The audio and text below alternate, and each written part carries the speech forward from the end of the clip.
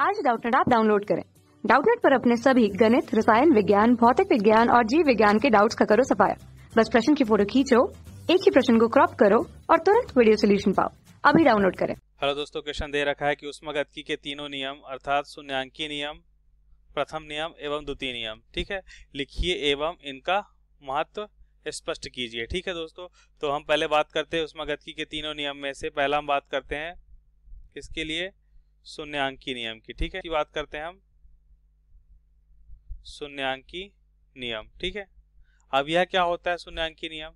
शून्यांकी नियम की अगर हम बात करें तो शून्यांकी नियम हमें बताता है कि देखिए यह ताप के बारे में जानकारी देता है। ठीक है, शून्यांकी नियम से हमें क्या पता चलता है? देखिए, शून्यांकी नियम से हमें ताप संतुलन के बारे में पता चलता है। ठीक है, इससे हमें ताप के, या बोल सकते हो तापीय संतुलन और ताप के बारे में। ठीक है, इससे हमें ताप संतुलन और ताप के बारे में जानकारी मिलती है। ठीक है, तो इससे हम लिखेंगे इस नियम से तापीय संतुलन व किसके बारे में, ताप के बारे में जानकारी मिलती है, व ताप के बारे में जानकारी मिलती है। ठीक है, अब इसको हम समझते हैं। देखिए दोस्तों,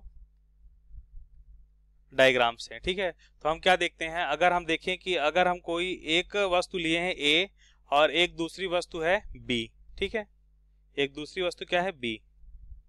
ये वस्तु ए है, ये वस्तु बी है। मानते हैं वस्तु ए का ताप TA है, वस्तु बी का ताप TB है। ठीक है, अब इस वस्तु को हम क्या करते हैं, बीच में एक उष्मारोधी लगा देते हैं। ठीक है, जिससे क्या हो कि उष्मा का आदान प्रदान ना हो सके। ठीक है, क्या लगा देते हैं हम, उष्मारोधी, जिससे कि क्या हो सके, इनके बीच उष्मा का आदान प्रदान ना हो सके। ठीक है, तो ये हमने लगाया क्या, उष्मारोधी। ठीक है, मतलब एक दीवार लगा दी जिससे इनसे बीच उष्मा का आदान प्रदान ना हो सके। ठीक है, अब हम क्या करते हैं, देखिए अब हम देखते हैं कि एक हम तीसरा पदार्थ लाते हैं C। ठीक है, एक हम क्या करते हैं दोस्तों, तीसरा पदार्थ रखते हैं C। ठीक है, और जो ये पदार्थ हम क्या करते हैं, इनके ऊपर रख देते हैं। ये C पदार्थ है, इनका ताप TC है। तो हम क्या देखते हैं, हम देखते हैं कि जो अगर हम ऐसी स्थिति देखें कि जो C वस्तु है और A वस्तु का ताप क्या हो, साम्य अवस्था में हो, मतलब बोल सकते हैं TC ताप TA है। ठीक है, और इसी प्रकार हम देखें कि TC क्या हो जाए, TB के साम्य अवस्था में हो, मतलब जो वस्तु C है और वस्तु B है, ये दोनों का ताप क्या हो, समान हो। ठीक है, साम्य अवस्था मतलब ताप समान हो। ठीक है, तो हम क्या देखते हैं, कुछ समय बाद A और B भी आपस में क्या हो जाते हैं, तापीय संतुलन में हो जाते हैं, मतलब वस्तु A का ताप वस्तु B के ताप के बराबर हो जाता है। ठीक है, तो यह हमने देखा ऊष्मागतिकी के शून्य नियम से। ठीक है, कि अगर कोई वस्तु दूसरी वस्तु के साथ क्या है, साम्यावस्था में है, या ऐसा बोले कि कोई एक वस्तु तीसरी वस्तु के साथ साम्यावस्था में है और दूसरी वस्तु भी तीसरी वस्तु के साथ तापीय साम्यावस्था में है, तो वस्तु A और B भी तापीय साम्यावस्था में आ जाते हैं। ठीक है, तो यह शून्य नियम हमें ऐसा बोलता है। ठीक है, अब हम क्या बात करते हैं, अब हम देखते हैं कि ऊष्मागतिकी का प्रथम नियम। ठीक है, प्रथम नियम। ठीक है, ऊष्मागतिकी के प्रथम नियम ऊर्जा संरक्षण का नियम होता है। ठीक है, ऊर्जा संरक्षण के बारे में बताता है। ठीक है, यह ऊर्जा संरक्षण का नियम है, यह ऊर्जा संरक्षण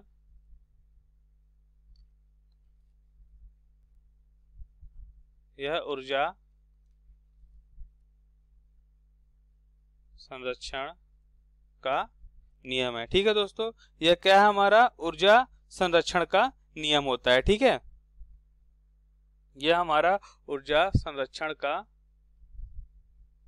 नियम होता है। ठीक है, मतलब हमने क्या पढ़ा था, हमने पढ़ा था ऊर्जा को ना तो उत्पन्न किया जा सकता है और ना तो नष्ट किया जा सकता है, ठीक है। इसका एक रूप से दूसरे रूप में परिवर्तित किया जा सकता है। इस प्रकार हमने देखा कि जो अगर हम किसी निकाय को ऊष्मा देते हैं वो क्या होता है, वह कार्य में परिवर्तित हो जाता है। किसमें परिवर्तित हो जाता है, कार्य में परिवर्तित होता है, और माना कि उससे कुछ आंतरिक ऊर्जा में भी परिवर्तन होता है, ठीक है। तो यह हम देखे प्रथम नियम से। या इसी तरह हम समझ सकते हैं कि यदि किसी वस्तु में हम कार्य करते हैं तो उसकी वजह से क्या हो जाती है, ऊष्मा उत्पन्न हो जाती है, ठीक है। तो मैंने क्या देखा, कार्य को ऊष्मा में परिवर्तन देखा, ऊष्मा को कार्य में परिवर्तन देखा। तो यह हमने किससे देखा, प्रथम नियम से, ठीक है। यह हमने किससे देखा, प्रथम नियम से। अब हम बात करते हैं द्वितीय नियम की। किसकी बात करते हैं दोस्तों, ऊष्मागतिकी का द्वितीय नियम, ठीक है।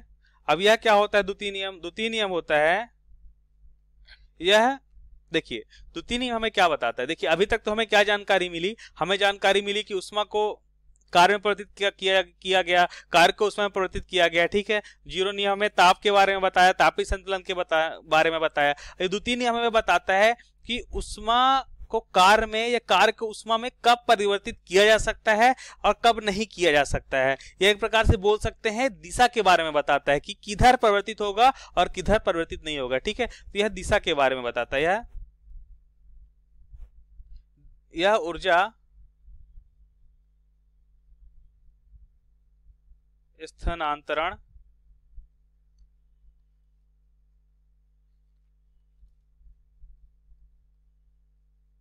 ये क्या बताता है, ऊर्जा स्थानांतरण की दिशा के बारे में बताता है, ठीक है। यह ऊर्जा स्थानांतरण की दिशा के बारे में बताता है, ठीक है, कि दिशा के बारे में बताता है, ठीक है। अब देखिए इसको समझते हैं थोड़ा सा कि यह कैसे हमें बताता है। अगर हम बात करें कि देखिए इसमें हमें जो कथन दिया था केल्विन प्लांक ने, वो क्या कथन दिया था, इन्होंने कहा था, केल्विन प्लांक के कथन की बात करें तो केल्विन प्लांक के कथन से हमें पता चला कि अगर हम देखें कि देखिए कोई अगर इंजन है तो इंजन क्या होता है, स्रोत से अवशोषित संपूर्ण ऊष्मा को कार्य में परिवर्तित नहीं कर सकता है, ठीक है।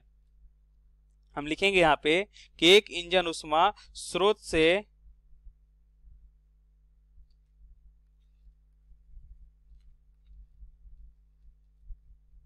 एक इंजन ऊष्मा स्रोत से अवशोषित संपूर्ण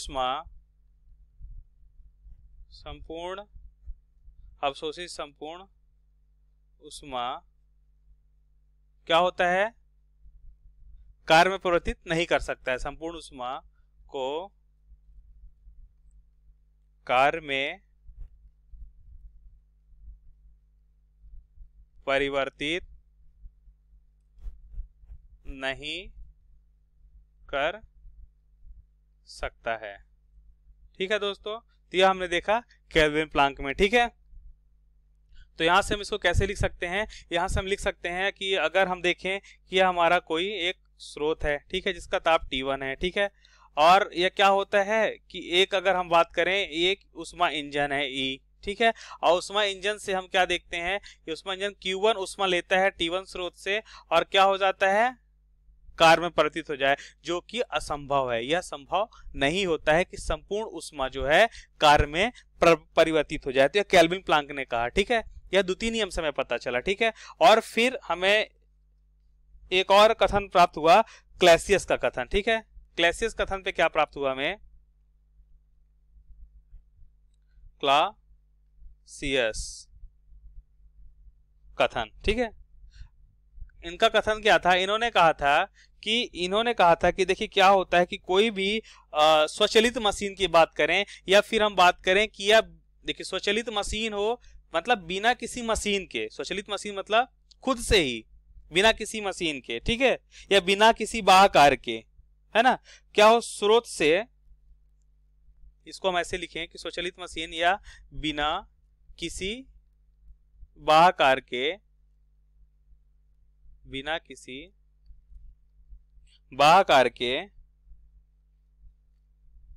बिना किसी बाह्यकार के क्या करे, उष्मा बिना किसी बाह्यकार के, है ना, सिंक से या निम्न ताप से उष्मा लेके, सिंक ना लिख के यहां पर लिखते हैं निम्न ताप, ठीक है, बिना किसी बाह्यकार के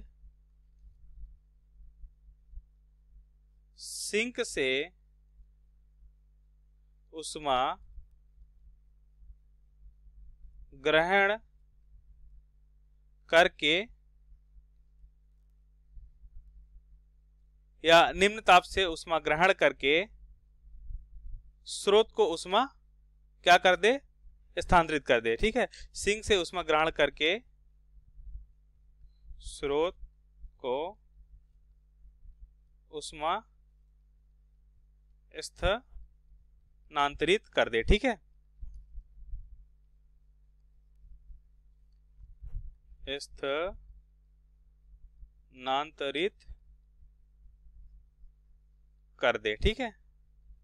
तो हमने क्या देखा, देखिए सिंक के स्थान पे हम निम्न ताप भी लिख सकते हैं कि बिना किसी बाह्यकार के निम्न ताप से उष्मा ग्रहण करके स्रोत मतलब उच्च ताप को उष्मा स्थानांतरित कर दे, यह भी संभव नहीं है, कर दे, यह संभव नहीं है, ठीक है। तो यह हमने क्लैसियस कथन से देखा, ठीक है। तो इसको भी थोड़ा सा समझते हैं कि यह देखें, अगर कि यह हमारा स्रोत हुआ, ठीक है, T1 ताप, ठीक है, और यहां पास हमने क्या लिया, हीट पंप लिया, ठीक है, या रेफ्रिजरेटर लिया, चलो मैंने रेफ्रिजरेटर लिया। अब क्या हुआ, यह हमारा क्या है, एक सिंक है, T2 ताप, ठीक है, हम जानते हैं कि T2 ताप क्या हो जाए, कम होगा T1 ताप से, ठीक है। अब यहां से निम्न ताप से इसने उष्मा लिया, अब बिना किसी बाह्यकार के, मतलब हम जो W है कार्य नहीं दे रहे हैं, ठीक है, मतलब बोल सकते हैं W 0 है, बिना किसी बाह्यकार के। तो क्या हो रहा है कि यह उष्मा को, Q2 उष्मा को मतलब अधिक उच्च ताप को क्या कर रहा है, परिवर्तित कर रहा है, जो कि असंभव है, बिना बाह्यकार के संभव नहीं है। देखिए व्यवहारिक कुछ उदाहरण अगर हम देखें, व्यवहारिक उदाहरण की बात करें तो हम क्या देखते हैं, व्यवहारिक उदाहरण में हम देखते हैं कि यदि हम वायु का स्थानांतरण देखें, ठीक है, वायु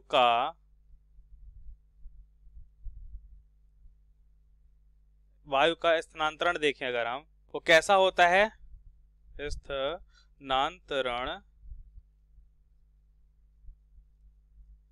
अधिक दाब से कम दाब की ओर होता है। हमें पता है कि वायु का स्थानांतरण क्या होता है, अधिक दाब से कम दाब की ओर होता है, ठीक है, अधिक दाब से कम दाब की ओर होता है, ठीक है, दाब की ओर होता है, ठीक है दोस्तों।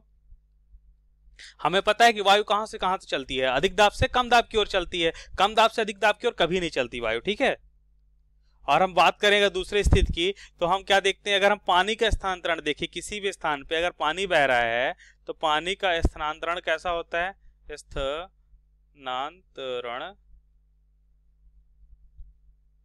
कैसा होता है, पानी का स्थानांतरण यह भी अधिक दाब से कम दाब की ओर होता है, ठीक है दोस्तों, कैसा होता है, अधिक दाब से कम दाब की ओर होता है, ठीक है, अधिक दाब से कम दाब की ओर होता है, ठीक है दोस्तों। तो यह हमने देखा। अच्छा, इसी प्रकार हमने क्या देखा, इसी प्रकार हमने देखा कि हम उष्मा का स्थानांतरण भी क्या करते हैं, अधिक ताप से कम ताप की ओर कर सकते हैं, पर कम ताप से अधिक ताप की ओर नहीं कर सकते हैं, ठीक है। अब हम क्या करते हैं, देखिए अब हम बात करते हैं महत्व के बारे में, किसके बारे में, महत्व कि इन नियमों का क्या महत्व है, ठीक है। तो देखिएगा महत्व की बात करें तो हम एक बहुत अच्छा सा उदाहरण दिखाते हैं आपको कि माना हम क्या करते हैं कि एक बंदूक से गोली हम दागते हैं, ठीक है, क्या करते हैं, बंदूक से गोली दागते हैं, ठीक है, बंदूक से गोली चलाने पर अब देखिए हम जो कार्य करते हैं वो क्या होता है, देखिए अब मान लेते हैं कि यह हमारी जैसे बंदूक है, ठीक है, यह बंदूक है हमारी, ठीक है। अब यहां से हमने क्या किया, एक गोली चलाई, ठीक है।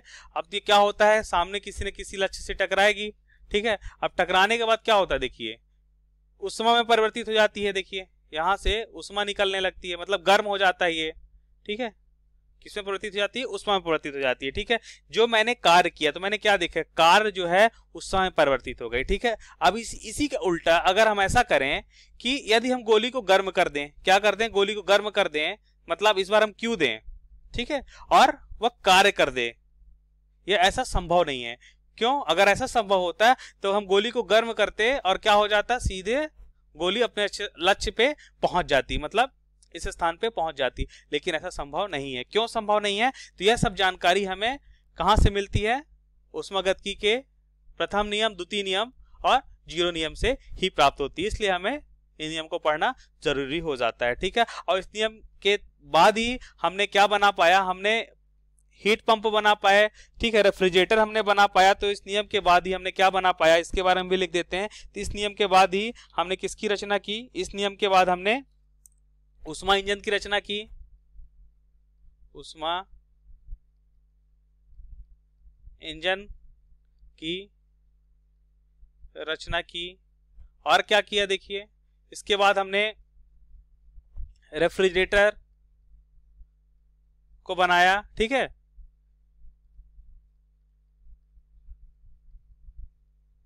रेफ्रिजरेटर यंत्र का निर्माण किया, ठीक है। तो यह सब हम ऊष्मागतिकी के नियमों पढ़ने के बाद ही समझ पाए। थैंक यू दोस्तों। कक्षा 6 से 12वीं से लेकर नीट, IIT, JEE वो एडवांस के लेवल तक 1 करोड़ से ज्यादा छात्रों का भरोसा। आज ही डाउनलोड करें डाउटनेट ऐप या व्हाट्सएप करें अपने सारे डाउट्स 8400 400 400 पर।